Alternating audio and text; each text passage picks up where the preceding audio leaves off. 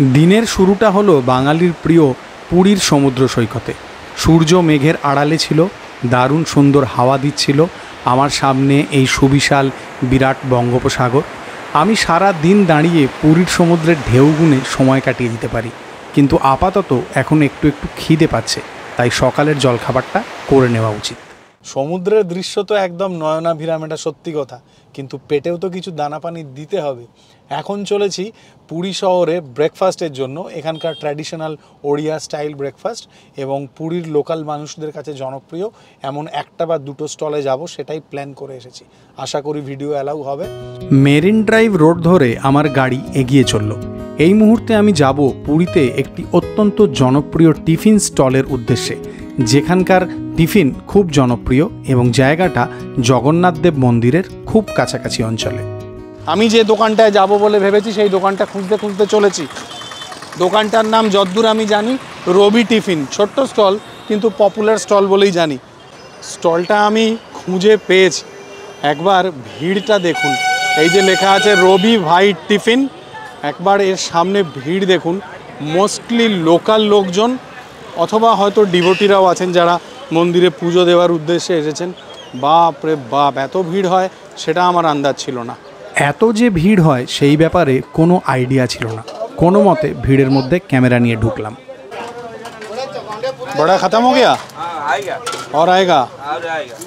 পাশেই দেখলাম ডাল পকোড়ি ভাজা হচ্ছে এবং তার পাশে আর একটা কড়াইতে মেদু বড়া ভাজা হচ্ছে। দুজন কর্মচারী খুব ব্যস্ত হাতে এইসব কাজকর্ম করছিলেন। ये कौन सा बड़ा आ गया? आलू आलू सेवई का खीर, चना दाल बड़ा। এক পাশে কিছু লুচি বা পুরি যা বলতে চান সাজানো ছিল, তার সাথে উপমা ছিল আর ছিল ঘুগনি। ও আচ্ছা আচ্ছা আচ্ছা, ঘুগনি হ্যাঁ। 4 পিস ডালের বড়া আছে, তার সাথে ঘুগনি এবং একটা কোনো চাটনি দিয়েছে। এটার দাম 30 টাকা।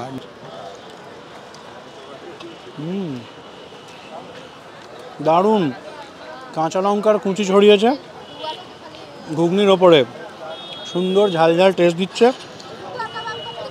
বড়াটা ফাটাফাটি খেতে, কারি পাতার ফ্লেভার আছে, কাঁচা লঙ্কার ঝাল ব্যাপার আছে।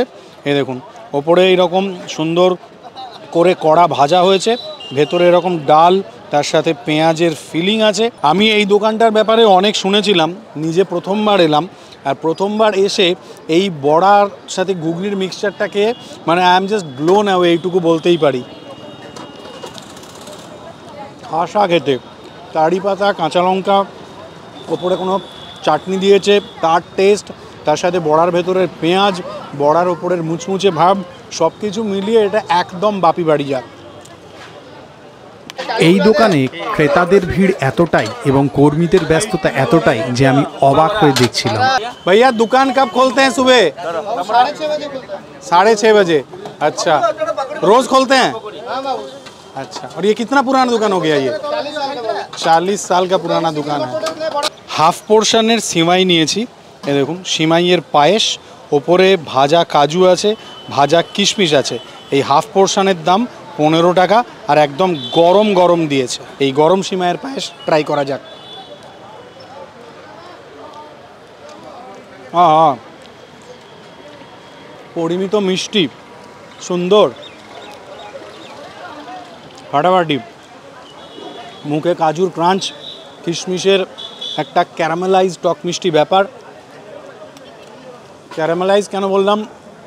কারণ কিশমিশ ভাজা হয়েছে। ফাটাফাটি। 30 টাকা দিয়ে ওই বড়া আর এই 15 টাকা দিয়ে এই সিমাই, আপনি একেবারে গোটা দিনে অন্তত 5-6 ঘন্টার জন্য নিশ্চিন্ত। তবে যদি আপনি বিরাট হাইজিন সম্পর্কে মানে না কুঁচু থাকেন, তাহলে এই জায়গাটা আপনার জন্য নয়। এই জায়গাটা সস্তায় টেস্টি খাবার খাওয়ার জন্য। প্রচুর মানুষজন দাঁড়িয়ে খাচ্ছেন এবং সমাজের বিভিন্ন স্তরের মানুষজন আছেন। সুপার এনজয়েবল ফুড, ফাটাফাটি। এরপরে সেদিন আমরা আরও একটা খুব পপুলার টিফিন স্টলে গিয়েছিলাম, কিন্তু সেই পর্ব পরের ভিডিওতে আসছে। আপাতত আমি হোটেলের দিকে চললাম। হোটেল থেকে ফ্রেশ হয়ে ঘন্টা 2 পরে বেরোবো আপনাদের সাথে, তারপর দেখা হচ্ছে। পুরী ভুবনেশ্বর বাইপাস দিয়ে আমার গাড়ি ছুটে চলেছে। এই রাস্তাটা দারুণ সুন্দর। পুরী ভুবনেশ্বরের ডিস্টেন্স অ্যারাউন্ড 69-70 কিলোমিটার মতো। আমি চলেছি এখন কিশোর ভাই মাটনের দোকানে, যেটা খুবই পপুলার। ভুবনেশ্বরের এই এলাকাটাকে বলে সৈনিক স্কুল, আর এখানেই কিশোর ভাই মাটনের নতুন সেটআপ, নতুন আউটলেট, নতুন দোকান, অফিসিয়ালি যার নাম কিশোর হোটেল। চলুন যাওয়া যাক। আমি প্রথমবার এখানকার ভিডিও মানে কিশোর হোটেলের ভিডিও দেখেছিলাম রকি ময়ূরের চ্যানেলে, তারপরে তো প্রচুর ভিডিও দেখেওছি, এখানে হয়েওছে, আর আগে সেটআপে দেখেছিলাম, অবশ্যই এই সেটআপে নয়, এবং এই জায়গাটা বিরাট ভাইরাল। চলুন ভেতরে ঢোকা যাক। সামনেই এসে গেছি আমরা কিশোর ভাই হোটেলের। কিশোর ভাই হোটেলের লোকেশন যদি আরও একটু ভালোভাবে বোঝাই, তাহলে এই এলাকাটা ভুবনেশ্বরের অ্যাপোলো হসপিটালের খুব কাছাকাছি অঞ্চলে। ইনি হচ্ছেন কিশোর ভাই, যিনি নিজেই একটা বিরাট বড় ডেকচি থেকে বড় বড় স্টিলের বাটিতে কাস্টমারদের অর্ডার অনুযায়ী মাটন পরিবেশন করছেন। এখানে হাফ প্লেট, ফুল প্লেট এই সব রকমের অপশান আছে। আর একটা জিনিস দেখলাম যে আলু আলাদা করে রাখা আছে, 2 পিস করে আলু মাটনের সাথে যাচ্ছে, আর বেশ বড় বড় বাটি। দোকানের ভেতরে একটু উঁকি মেরে দেখলাম এখানে স্যালাড রাখা আছে, তার পাশে কিছু ভাজি সবজি এইসব রাখা আছে। ये क्या पनीर है? अच्छा, पनीर भी मिलता है। ये मशरूम है। আচ্ছা, এক প্রস্ত ভাত শেষ হয়ে গেছিল, আর এক প্রস্ত ভেতরে তৈরি হচ্ছিল। লাঞ্চের সময় মানুষের ভিড় বেশ ভালোই। আমার অর্ডার করা খাবার পরিবেশন হয়েছে। আসুন টেবিল দখল করে বসি। আমি হাফ পোর্শনের মাটন নিয়েছিলাম, হাফ পোর্শনের চিংড়ি ঝাল নিয়েছিলাম, এবং হাফ পোর্শনের চিকেন কারি নিয়েছিলাম। এই সবকটা খাবার দেখতে কিন্তু বেশ জম্পেশ লাগছে। আসুন হাত লাগানো যাক। আমি এখানে হাফ পোর্শন মাটন নিয়েছি, হাফ পোর্শন চিকেন নিয়েছি, আর এখানে চিংড়ি নিয়েছি, আর তার সাথে অল্প একটু ভাত নিয়েছি। এই পুরো খাবারগুলো মিলিয়ে দাম হয়েছে মাত্র 430 টাকা।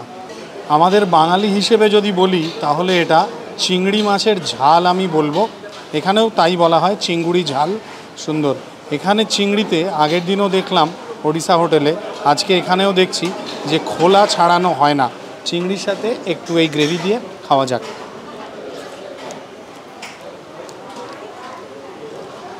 আদা রসুন পেঁয়াজের টমেটো বেস গ্রেভি,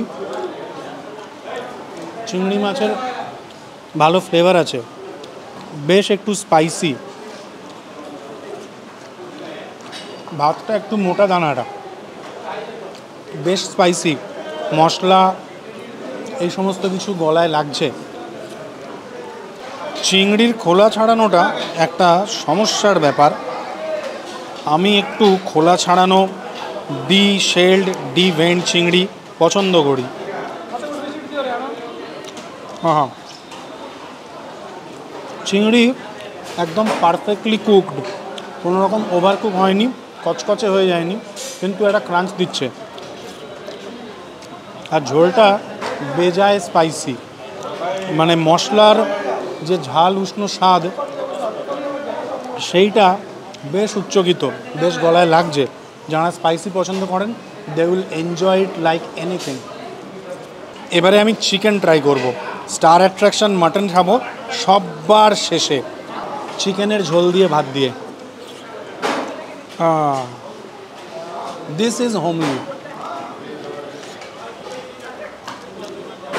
এটার মধ্যেও মশলার স্বাদ সুগন্ধ আছে, কিন্তু চিংড়িটায় যেরকম একটা কিক অ্যান্ড পাঞ্চ ছিল, এটায় সেটা অনেকটা লেস। সুন্দর স্বাদ ঝোলের, বেশ সুন্দর স্বাদ। চিকেন কিন্তু একদম ময়েস্ট, চিকেনের ঝোলটা একদম হোমলি, বেশ লাইট খেতে। দিস ইজ পিওর ব্লিস, একদম কমফর্টিং টেস্ট, হোমলি স্বাদ। মশলার উষ্ণতা থাকলেও সেইটা আগের মতো অতটা উচ্চকিত নয়, এটা আমি বারবার বলছি। এইবারে স্টার অ্যাট্রাকশান, দ্যাট ইজ কিশোর ভাইয়ের বিখ্যাত মাটন। এইটা হাফ পোর্শন মাটন আছে। এতে কয় পিস আছে? বেশ অনেকগুলো পিস আছে, তার সাথে চর্বি এবং আলুও আছে। আমি একটা নলির দিকের পিস নিয়ে নিলাম। এইটার ঝোলটা দেখছেন, এটা বোঝাই যাচ্ছে যে কতটা রোবাস্ট হবে।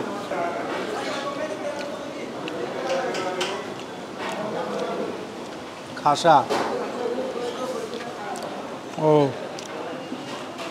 এটাও একদম পাঞ্চি, একদম কিক সম্পন্ন, প্রচুর মশলাদার, ওপরে সুন্দর রোগান ছিল। ওহো, এইটা খেলে তো আপনার যদি হালকা সর্দি জ্বর হয়ে থাকে তাহলে একদম মুখ মাথা সব ছেড়ে যাবে।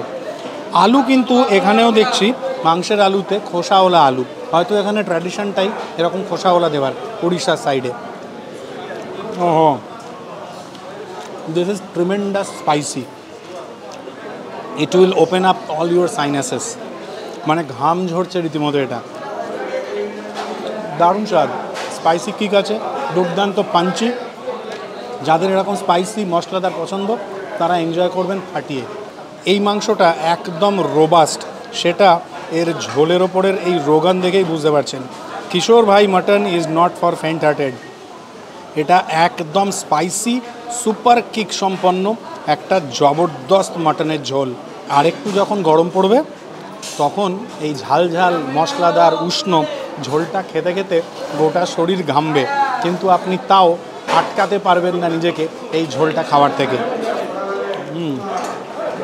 দিস ইজ সুপার অ্যাডিকটিভ ঝোল।